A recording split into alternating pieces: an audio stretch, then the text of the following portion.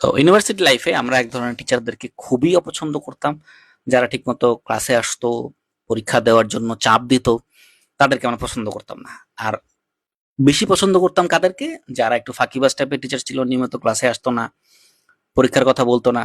Ultimately দেখা যেত যারা প্রেশার দিতেন ওই ধরনের কোর্সে আমাদের অভিজ্ঞতা, আমাদের জ্ঞান অনেক ভালো ছিল।